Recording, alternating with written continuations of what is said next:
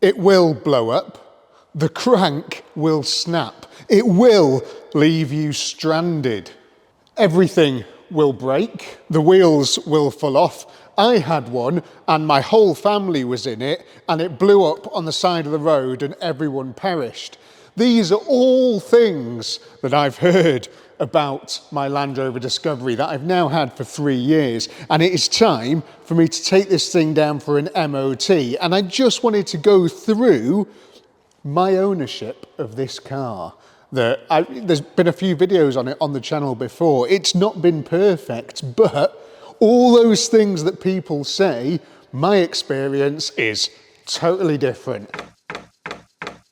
I'm just looking now at my YouTube channel, which you're watching this on, but not this one, the other one, where I put a couple of videos on this, when I first got it. So I bought this thing, according to this, in June 2023. So I've had it for about 2.5 years. And in that time, I've done 3 MOTs, including the one that I'm about to do now, because I bought it with a fairly short MOT. I then did a video 6 months later saying, time to service the Land Rover and show you what it's been like living with it for 6 months. And we gave it a service and all that sort of stuff. I don't think I've serviced it since. No, I definitely have. I gave it an oil change a few thousand miles ago, like 3,000 miles ago, if that. And then there was a video which you can't see anymore because I put it private because we took it around Europe with my ex and I don't like her, so I had to pull the video.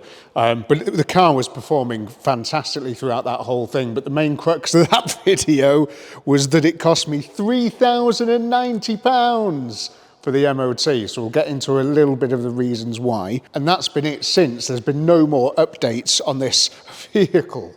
There's been nothing since then. And yeah, the reason why is because, well, it's great. It doesn't need anything. It hasn't wanted for anything. We're going to go around it and just do lights and levels and stuff in a second before it goes down for its MOT, which is booked in on Monday. It's now Saturday morning. But I have here that £3,090 bill. And I want to go through that, like why it was so sort of ridiculously expensive, really. And what it was that lack of maintenance was the first thing. So I bought this quite cheap because it hadn't really had that much in terms of love and servicing and stuff. And it's the base model, so it was sort of like, it was just a cheap car. So when it went in for its test, I had to get loads done, including the suspension compressor needed changing. I've had air suspension on a few cars, BMW 5 Series I had it on, and I had to do the same as on that as well. Both rear springs, it was the Estate, both rear airbag springs and the compressor. So that's not like too unusual. And when I did all this, I bought all genuine Land Rover parts and I got a Land Rover specialist to do it all for me because train going past. This is a car that I rely on. I was busy doing more classic car stuff. I didn't have the big 4-poster ramp, so a lot of the stuff like that I couldn't really do myself. And it was just easier for me to just give it to them and pay the bill because I had a lot of stuff going on at the time. The handbrake module at the back completely locked up, right? And I had to drive it scraping the rear discs. There was nothing I could do about that. The rear handbrake mechanism, which I think is inside the disc, it just hadn't had any shoes or anything for pretty much 100,000 miles. It was well due a service and it just hadn't had it. And I'd been driving it and then it just fell to bits one day. Not necessarily the car's fault, more of a maintenance thing, but that was quite expensive to fix. The handbrake module itself was £888.84p. You can buy cheaper ones, but again, it was just about getting the right ones, and it's been perfect ever since, and I'm hoping it's going to be perfect for quite a while. It needed a couple of other things, maintenance-wise or, I don't know, accident-wise or whatever. Like, it needed a prop shaft because there was something wrong with it where it had been hit or something like that. So anyway, we had to change that. That was quite expensive. Couple of brake pipes, couple of bushes, and the tailgate latch, the button in the tailgate had stopped working, so we replaced that as well. That wasn't too expensive, 37 quid. But when you added everything together, it was quite a bit. And that was done at 119,000 miles, right? That was when that was completed, and it passed with no advisories, which is great. So 119,000 miles, and in 2 years, this thing has done, so it's on 131,173. So it's done 12,000 miles-ish. So 12,000 miles in 2 years, 6,000 miles a year, 6,000 quite hard miles a year, because all this thing does is haul my trailer up and down the country with various knackered old cars on the back. I recently spent another 1,200 quid on it, and that 1,200 quid was replacing the clutch. She's a manual, not an automatic, and yeah, after 130,000 miles, the clutch it's still on its original clutch.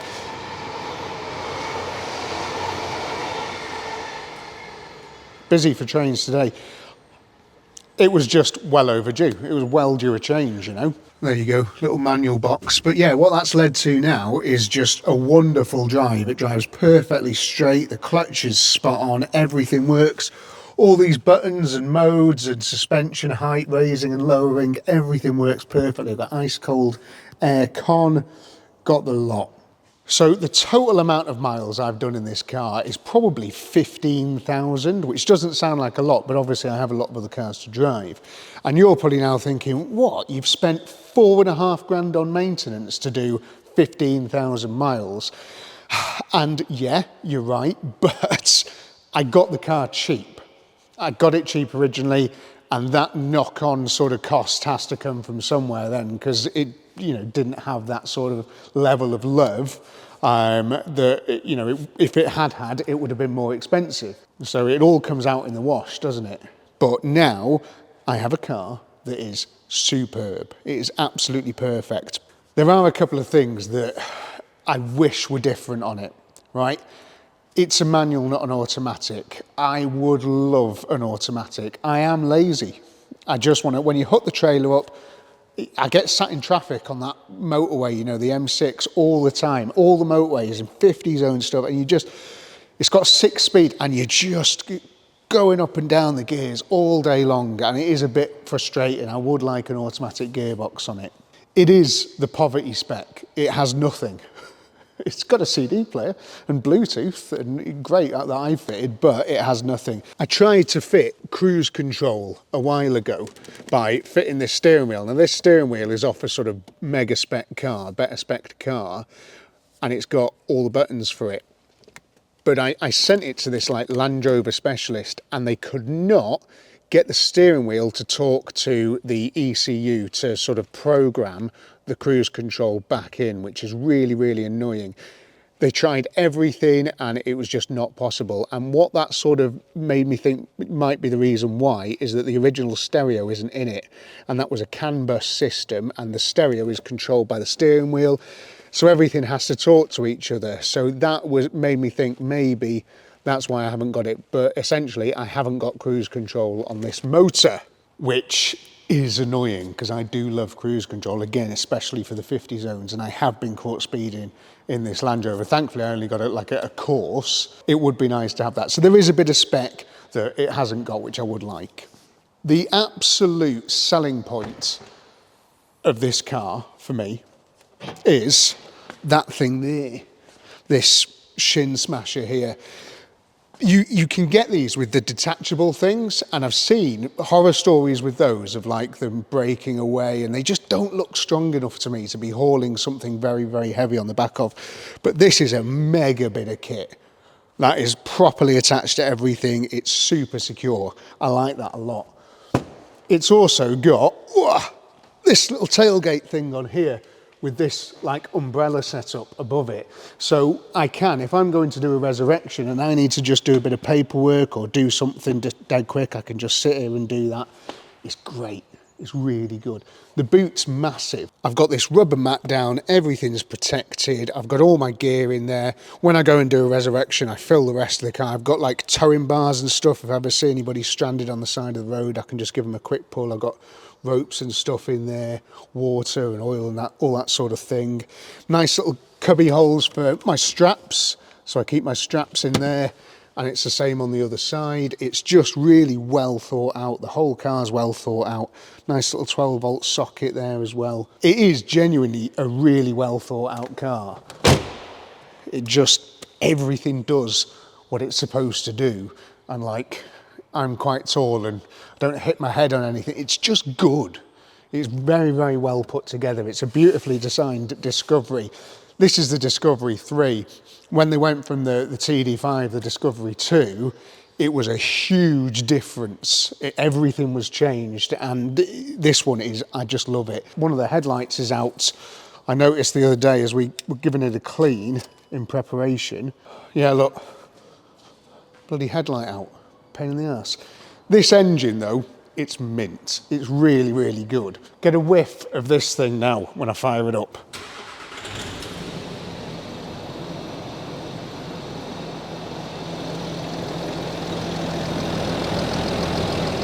It's amazing.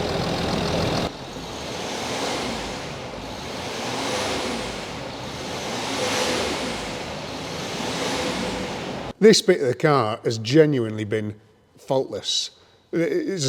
Everybody kept saying how bad these were, and it has been absolutely faultless. I just don't know where this sort of bad rap has come from. I think people do like to sort of slate the mark a little bit, and some of the new Land Rover engines, the Ingeniums I think they're called, I know they are disasters. I've seen lots and lots of videos of those things, but of these TDV6s, these 2.7s, never really seen that. And they're in a lot of cars, they're in a lot of stuff. I've never seen that much sort of bad news about them, really. Everything seems to be okay so far, touch wood. But yeah, my experience, my own personal experience, is they're great, and it's just never been a worry for me. And they could pull a house down, plenty of power. But when I say like I wouldn't get a Toyota Land Cruiser or anything like that, I wouldn't really. One of the things that I know about those Land Cruisers as well is that parts and labour in a lot of cases is a lot more money than these. There's a lot more specialists around for Land Rovers and all that sort of stuff where there isn't for Toyotas and Land Cruisers. Just where we are here, there is, I could name 4 Land Rover specialists. I can't name one Toyota specialist. And the thing with that is having 4 of these specialists around, it drives prices down, drives parts down, all that sort of stuff. And I think if your Land Cruiser goes wrong, it can be mega money to sort. But I don't know, I suppose it is the same with these, but I just feel more comfortable with them. And I do like a Land Rover. The Queen used to drive one. Anyway, right, let's change this headlight bulb and check the rest of the bulbs.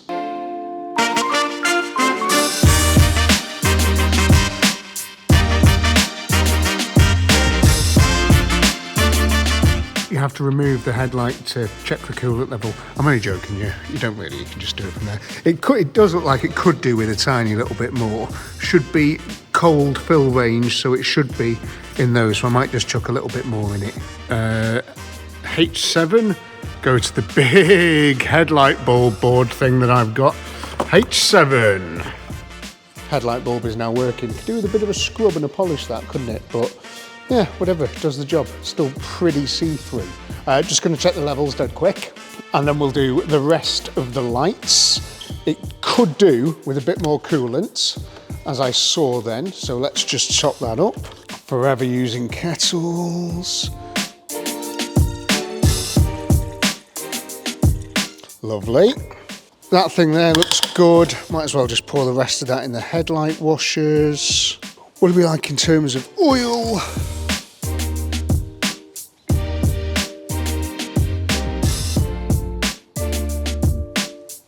Just got random dots on that. I don't even know what minimum or maximum is supposed to be. Guess I'll just guess. Looks fine. Yeah. Hasn't done many miles since I last gave it an oil change, so that's probably all right. I need you now to just watch for a couple of other lights.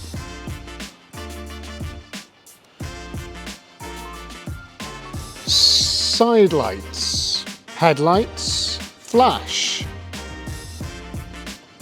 left, right. Has it got fog lights? Reverse. We've got brake, headlight, rear fog light. Right, left. Does the rear wash wipe work? Oh, that's the front ones. Nice. And I'm just checking the front one as well, and that works perfectly. Come on, Mr. MOT man, surely that's a pass. Did those work as well? I think they worked. Should we check them? Oh, yeah, both fine. Just want to check this bonnet catch as well. I don't know if it actually latches, that one. To check, just get a spanner. Yeah, it doesn't look.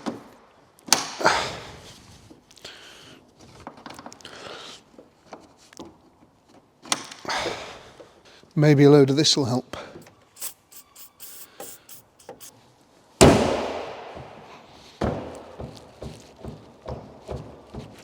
It's like a bloody jag bonnet all over again, isn't it?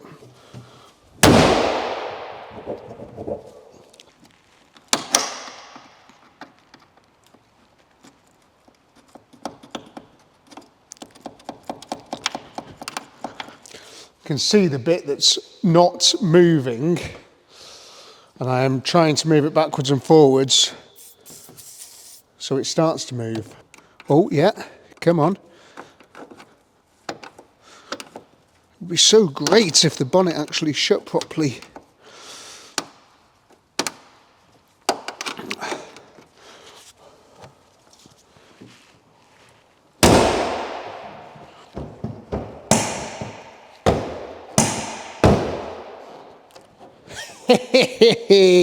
Let's just try that again. Without multiple things in my hands.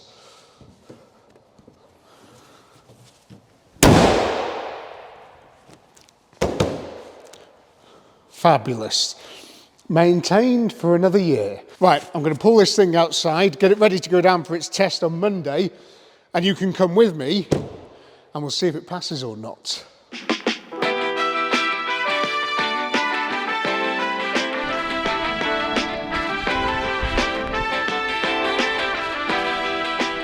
It's a good week later, and as you saw then, I've just been to pick up the Panhard from the old workshop. Get it out of this weather. I've not been treating that car well enough at all, but now it's time for it to live inside, which is super exciting. And when it's inside and I've got easy access to it, I can do more to it. And yeah, I'm looking forward to just doing a little episodes here and there. We're going to put a fuel tank in it, we're going to weld up some more of the holes, just little things like that over the next 500 years. That'd be great.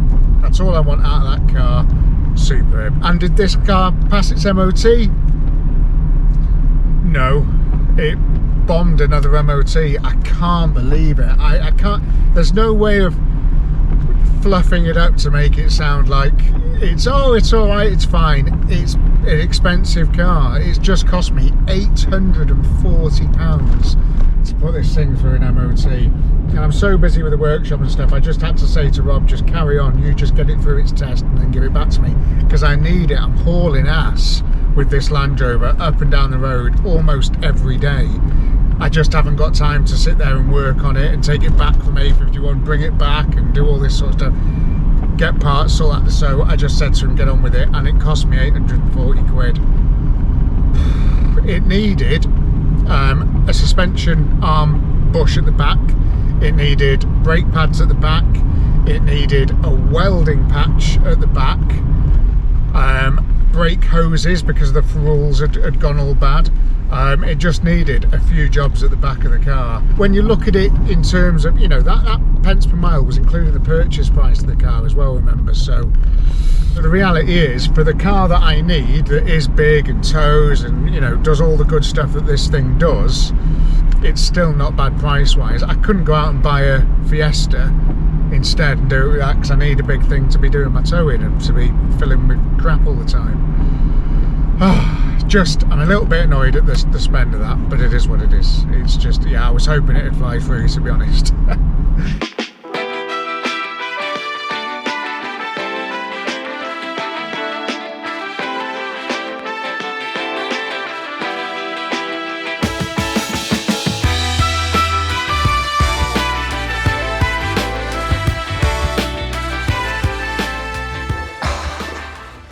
a decision has been made. What happened was, during the little MOT week where this thing was being worked on and I was sort of without my tow car, I was doing a deal on a Mercedes that was in a garage in Southampton, miles away, right on the south coast. And I was talking to the guy and I was like, I haven't got my car, but I'll be with you next week, and great, everything, blah, blah, blah. So just after that last bit that I recorded, messaged him again. I was like, right, mate, I'm going to try and make it down to the next couple of days. And he'd sold it. And I just can't really afford that, because what happened there was that it took amazing content directly from you, and it stopped me earning a bit of money, really, which I would have needed to earn, because it was a great deal, that Merc, and it was a cool car, and it just looked amazing. I was without my tow car. I was without my tow car, and that has made me think that it's time to get a new car. Now, I've had this for like 3 years, and you'll know that I've been saying I'm going to get a new Defender, I'm going to get a Discovery 4, I'm going to get, I'm going to get this, I'm going to get that, Ford Ranger, something like that. Now, I've been looking at Ford Rangers recently, and they are really cool, but I can't quite seem to find the right one that I want, but I am working on it.